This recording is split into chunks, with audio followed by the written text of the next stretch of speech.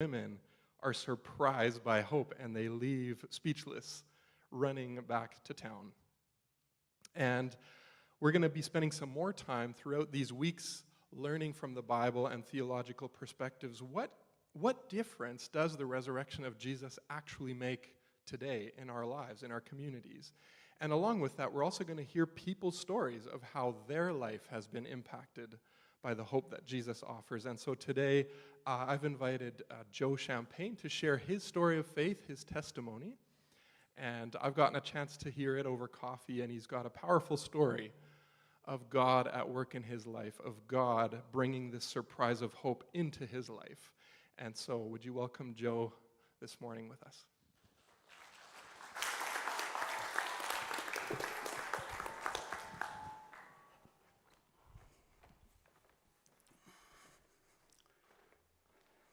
Okay, everybody can hear me. I can hear myself, so I guess everybody can hear me. The last time I gave my testimony actually was down at Canatera Park. Very few people were listening, but I gave it anyway.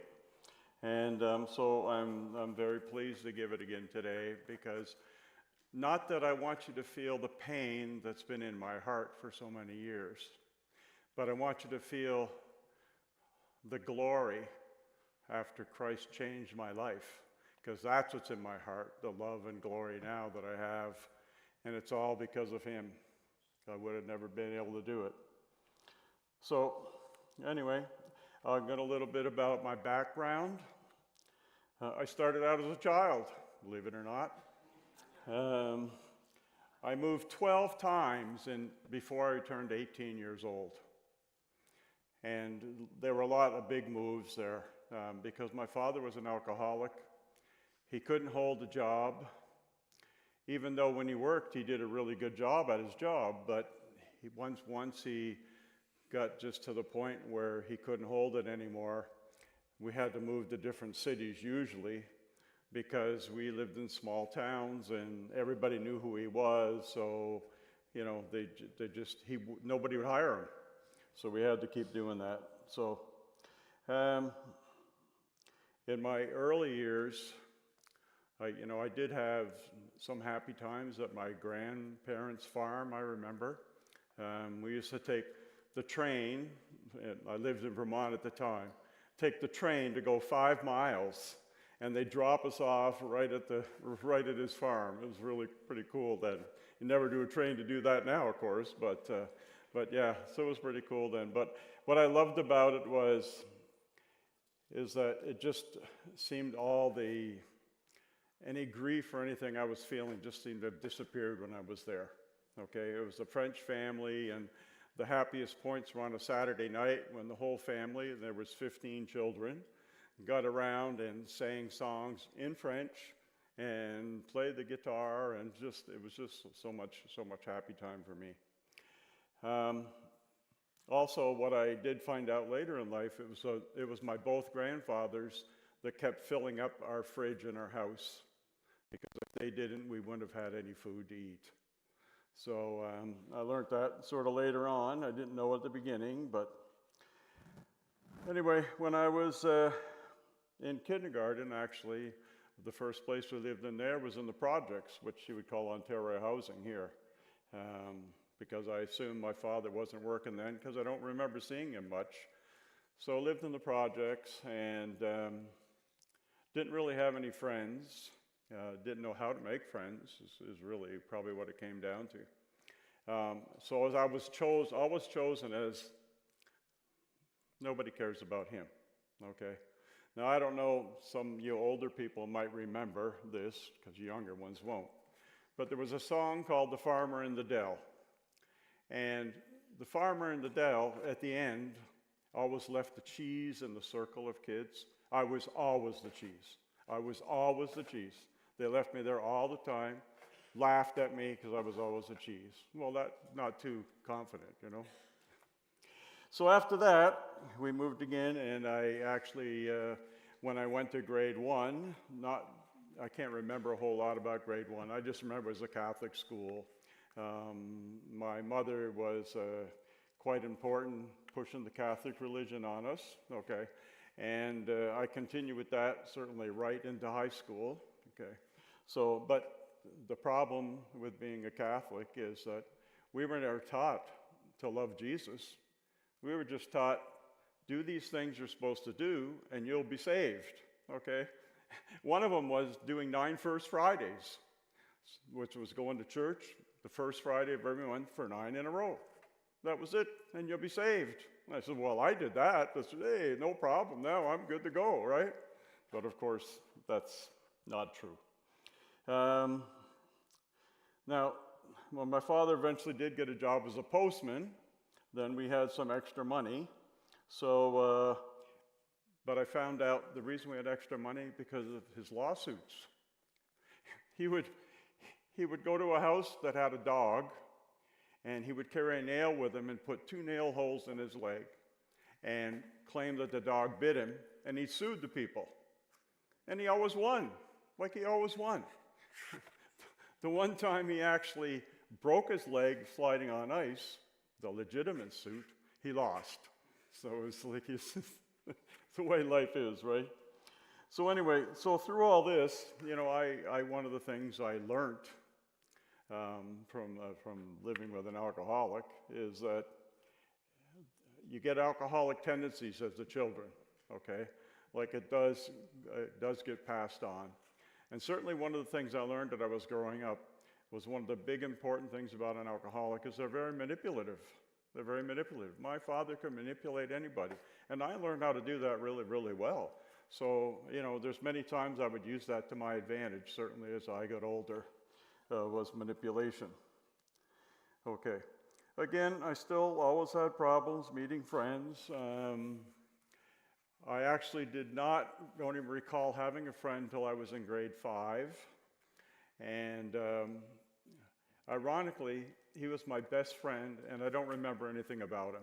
I don't understand it. All I remember is he kept me from all the bullies.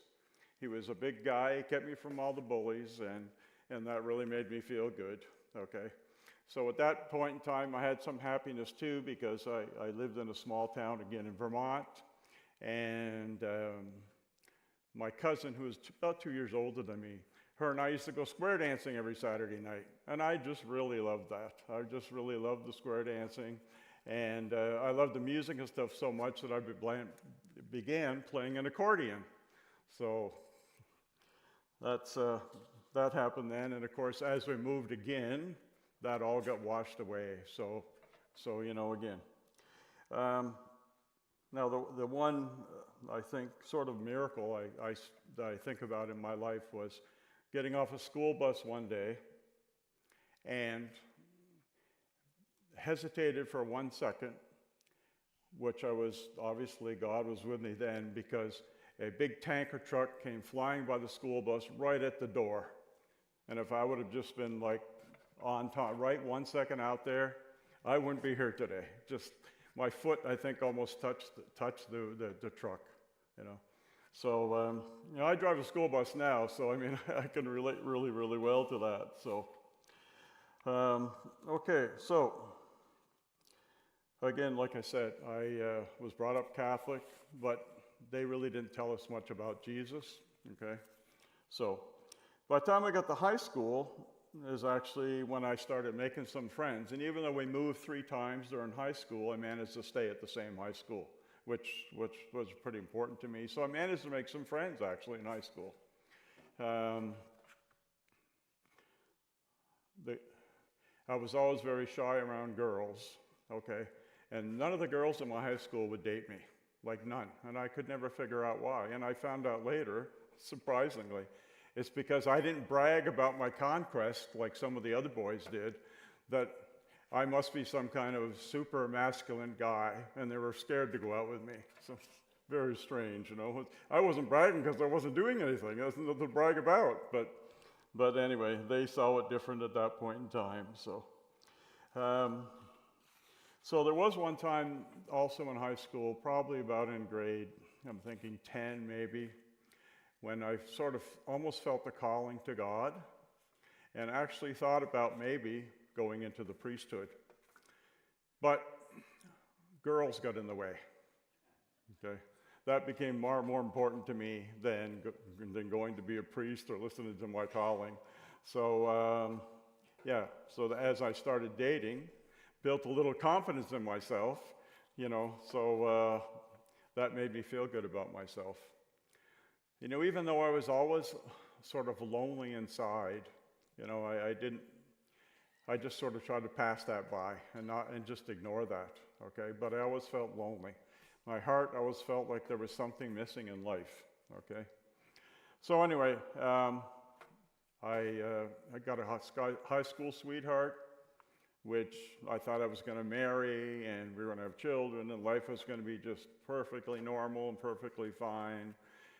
But she dumped me, so I guess that didn't quite happen the way it was supposed to. Then after that, the other things that ostracized me was being an American. I opposed the Vietnam War. I actually fought the system by going to court against going to war as a conscientious objector, which is a person that doesn't agree with war, doesn't agree with killing, okay? And actually, I won my appeal, but what happened is, living in a small town of 20,000 people, you don't do that kind of stuff to the American government. You don't tell them you're not going to do what they want you to do, okay? And especially in those days, in the 60s, heaven forbid. So, I was ostracized by the whole town. Like, people wouldn't even talk to me. They'd see me on the street, they'd walk away like I was some kind of leper or something. It was really strange. And of course, I was feeling really, really hurt. Life was not good at all for me.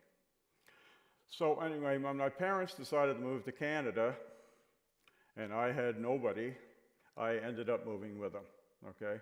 Even though I wasn't sure if I wanted to do that, I did that anyway.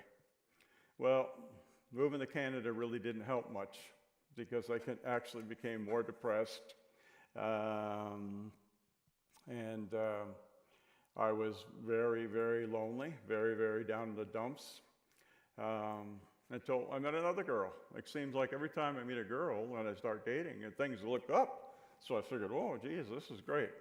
Well, she dumped me. I went into drink and binge, drugs, over-the-counter drugs, suicidal ideation. I went through it all, okay? I finally figured it out that I have to start doing something with my life. Now, I don't know what made me change. I always, once in a while, would still talk to God and ask Him for things, okay? So I knew He was there, and I knew He was around, but it's not like, it was an everyday thing, or I felt Him in my heart or nothing. I just knew He was around. And He did. He saved me. He saved me a number of times. There's no doubt what He's done for me. And even though I still never went into it fully, okay? So when I came to Canada, after some studying, I got an opportunity to work with kids, okay? Well, I've always loved kids, so I took that job, and I worked at it for 2 years, and it was a group home setting, and it was teenagers mostly, and I just loved it. I just felt that was the passion for me. This is what I'm going to do my whole life, okay? And an opportunity came along here, again, another miracle in my life. A senior probation officer said to me, who knew me and knew our family, said, listen, they're closing down the training schools. Now, the training schools were something where supposedly bad kids were sent to. So they're closing them down, okay? So would you like to get a contract from the government for it? I said, well, man, that's me. I love that. So I got a contract, started my own business, and it got to a point where I was well liked, okay? Everybody loved me. Everybody loved the job I did, I had what I thought was friends all over the place then, because of the wonderful work I did with kids. So I kept doing that, and, I did that for 40 years. I also fostered at the same time, okay. So in between all this, I was married, and had a daughter. I had two daughters in that marriage. One was adopted, and the second one was a natural birth girl. They're all girls, okay? And I came home one day, and she had a lot of difficulties in life. She had addictions, and she went to rehab, and nothing really changed for her. When we had an opportunity to move to Sarnia, because I was given another contract here by the Children's Aid, I thought this would be great because maybe it would have put our life back together, put our marriage back together, start making things happen. But it didn't work because she just kept declining to a point where I just fell out of love with her, okay? So anyway, she said to me one day, she says, I found a boyfriend, I want you to move out. And I says, well, if you found a boyfriend, you move out. Like, why should I move out, right? So she just got up and left her daughter, which was fine by me because I wasn't about to let my daughter go. So it worked out that way. So anyway, through this, working with kids again, I was again, after marriage, I was again feeling really lonely. And I thought to myself, well, the only thing that kept me from being lonely was dating. So I just started dating everybody. I mean, everybody. Like I was just dating. And I finally got to a point where I said, I really don't like this. So I want to have someone permanent in my life. So I asked God, I says, God, this is the kind of woman I want. Bring her to me. Please bring her to me. And he did. The problem is I was asking for someone that I shouldn't have been asking for. So that was the problem. Okay, so anyway, I was going to counseling at the time through all this, and my counselor says, you don't want to marry this woman. She has all these red flags. And I said, yeah, I do want to marry her. I said, I'm going to dump you. I'm going to marry her. So I stopped counseling and married this woman, which, yeah, her red flags turned out the way they did, actually. So anyway, she left me. So anyway, to turn around, I was really, really depressed. I always felt that still there was something lacking in my heart that I just couldn't pinpoint. And I was crying, I was not working properly, I was just doing all kinds of stuff. And I said to God one night, I says, listen, Lord, and I wasn't mean about it. I just says, you're not doing anything for me anymore. So why don't you just leave me alone, let me do my own thing, and, I'll just be happy. Yeah, well, that lasted 2 weeks. And I became worse and worse and worse. And this is the part that sometimes some people have a hard time believing in my story. Because what happened is, I was one night, I hadn't slept probably in 2 or 3 nights. I was crying, and I said to God, I says, God, I give up. I give up. I can't do this anymore. I need you to take over. If you have me die tonight, that's your wish. That's whatever you decide to do, I give up. And that's when that miracle happened, where God the Father reached his hand out and grabbed my hand from behind. I tell you, that was like, there's no other experience. Like it's just, some people, I say, don't believe it, and it doesn't matter whether they believe it or not. I know what happened. It actually happened, okay? So after that, I started going to a church, and I went to a church for 5 years, actually, got quite involved in the church. And I had 2 other miracles during that time. One I had with the Holy Spirit. One night there was a church thing going on, and I just got hit with the Holy Spirit. And I remember I was jumping up and down, and I was like, oh, glorious, yeah, oh, I'm feeling great. And it was almost like I was drunk or something. Man, I'm just loving it, I got in my car, and I drove home, and I'm driving like this, singing and praising it. It just all came out, and I thought to myself, if I get stopped by the police, what am I going to say? I'm high on Jesus, that's all I can say. I got home at 1:30, and I wanted to call everybody up to tell them how excited I was and how I was in the Spirit and stuff. But I didn't do it because I knew it would wake everybody up. Okay. So the third one actually was with Jesus himself. When I was sitting in church one day, he came down. The church had actually just pretty well emptied, and I was just sort of felt I had to sit there, and he came and sat right down next to me. No words were exchanged, but the presence, he was right there next to me. Well, I just can't ask for anything else in my life. It's just so much what he's done to my heart. He filled that hole in my heart, okay? And he's the only one that can do it. They talk about loneliness today being contagious, and it is contagious, but the only problem is no one's going to be able to do it without Christ. No one's going to be able to do it. I've tried everything under the sun. Nothing works, okay? And nothing will work, okay, except giving our life to Christ. I get up every morning, pray every night before I go to bed, just talk to him. We just have conversations. I know it's a lot of one-way conversations, obviously, but it's just the way it is. And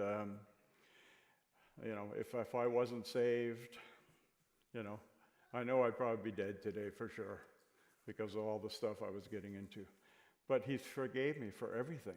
Like I just can't believe it how forgiving he is, for all the things we've done wrong. And I talk to people and they say, oh, I can never be saved because I did too many things wrong. And I tell them, no, you can never do too many things wrong, but you gotta feel it in your heart. You have to know in your heart. You have to give your heart to Jesus. You can't just say it. You gotta believe it. You gotta believe it with all your might, okay? And that's the only way it works, okay? It's, the true believing. I'm waiting for the day when I can move a mountain. That's how much faith I'd like to be able to get. I don't know if I want to move a mountain because I'd figure I'd hurt some of the nature or something, so I probably wouldn't move a mountain, but I'd like to be able to feel that I could someday. Anyway, I know a couple of things that I just wrote down here about, this is how I've been feeling before. Psalm 41:2, about David. He said, if I can read it without my glasses. Yeah, okay. I waited patiently for the Lord to help me, and he turned to me and said, okay. He lifted me out of the pit of despair, out of the mud and mire. He set my feet solid ground and steadied me as I walked. Also another one here, Psalm 73:21 from Asaph, 21, 23, and 24. Then I realized my heart was, that I realized my heart was, I can't read that one, so I'll go to 23 and 24. Okay. Yet I still belong to you. You hold me and guide me with your right hand. You lead me to glorious destiny. And that's where he's leading me now, to glorious destiny. I think to myself sometimes, I'm old. What can I do now? But hey, he obviously he wants me here for a reason, okay? Or I wouldn't be here, okay? Next week I'm going to start working down with the children's ministry, which I'm very happy to do because I just love children so much. And like I say, one of the reasons I drive a school bus is because I like kids so much. When I stopped being a social worker, I got something that did to do with kids, so I drove a school bus. And today that's my ministry, okay?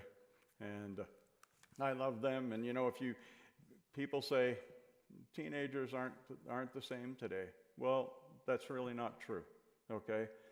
I say good morning to every one of those teenagers when they come on my bus, every morning, without hesitation. And I say goodbye when they leave the bus. Have a great day.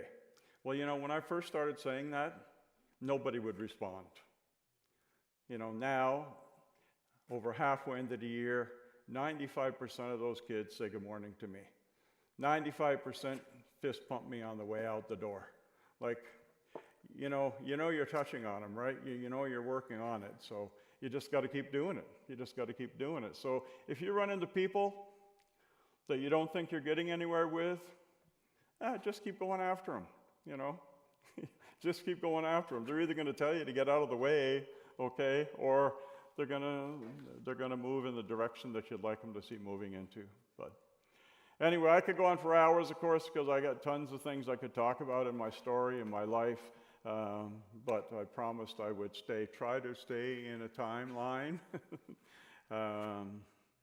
So that's it. That's my story for today. Thanks all for listening.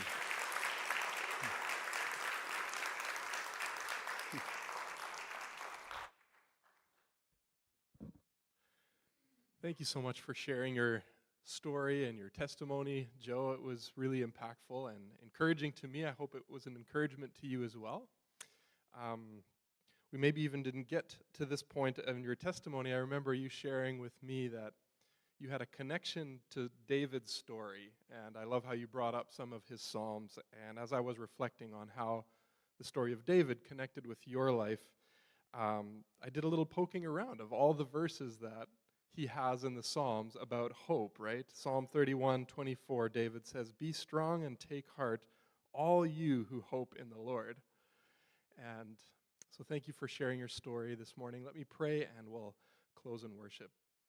God, thank you for this day. Thank you for everyone who has joined us this morning. Thank you for the amazing, hope-filled work that you have begun in Joe's life and continue to do in his life, and for the way in which you are redeeming a brokenness, a hopelessness, and now using his story and his life to breathe hope and encouragement and life into the younger generation each and every day that he gets to say hello to them on the bus. God, would this story encourage us and help us to take stock of where you are at work in each of our lives, of where we have been surprised by hope. And would you continue to do so in everyone's life, especially those who here might feel like they are hopeless, or maybe they feel like they're at the bottom. God, would that person have an encounter with you? Would you reach out to them and speak your truth and love